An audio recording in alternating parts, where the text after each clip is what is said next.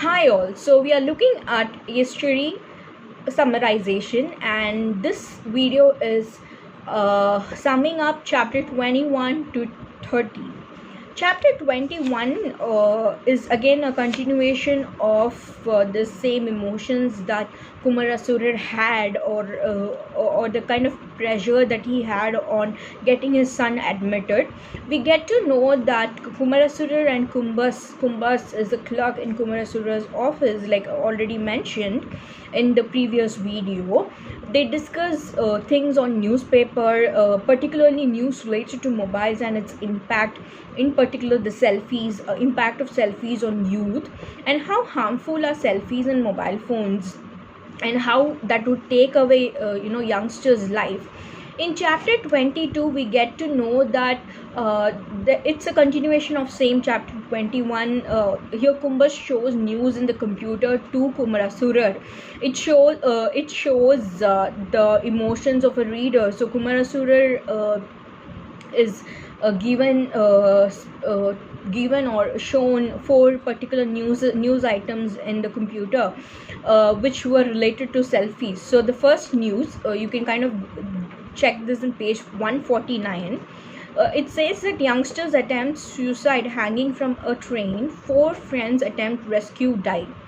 News number 2 is selfie claims student's life as daredevil, stunt on tracks ends in tragedy.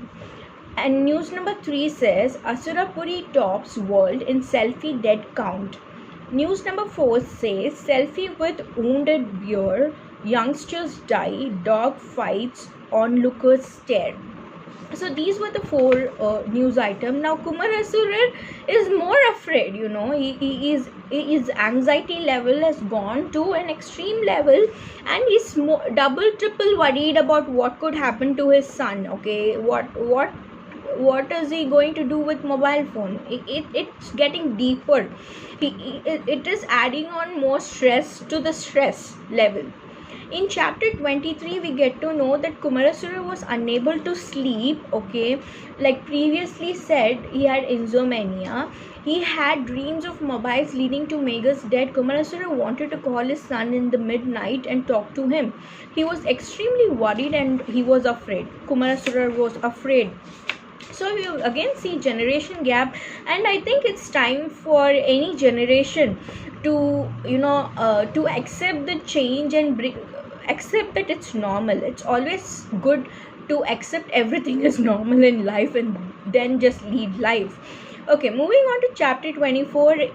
This chapter discusses the troubles faced by Kumarasurar, and he did not sleep the whole night, and how his wife tried to calm him in direct or indirect ways. Chapter 25 talks about Kumarasurar on his morning walk. Kanakasurar and Kumarasurar and Kumarasurar talk about harmful effect of technology in their morning walk, like any ordinary walking groups. And one incident where 3 boys hid camera and recorded naked visuals of men and women for money. They were caught and handed over to the cops. So this is also discussed. There's a discussion on the side effects of mobile phones in this chapter again, and it's mentioned here. And chapter 26 talks about again how Kumarasurar is in a panic, and his situation is one which has to be taken seriously. And moving on to chapter 27, Kumarasurar was extremely disturbed. And Kumarasurar was asking Kumbas on the blue films, and you again get to know generation gap. Now blue films and pornography is again discussed, and directly written by the writer. Again it becomes a writer's choice. Can this be a adult reading?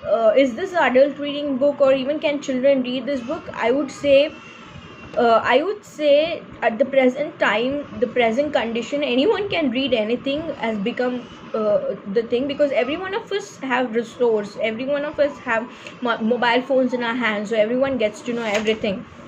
Moving on to chapter 28.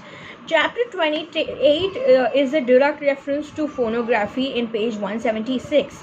Okay, and there's a reference to erotic audio text in page 179. Chapter 29 is about Kumarasura's emotions and anxieties and stress. Probably he's into hallucination and he's psychologically disturbed. We also get to know that the wife tries to do a lot of things. She tries to pray God. She gets into the puja room. She does a lot of things to remove the evil spirit. Moving on to chapter 30. Chapter 30 is a complete narration of Kumarasura's behavior and how he behaves. So with this we are done with chapter 30. Thank you.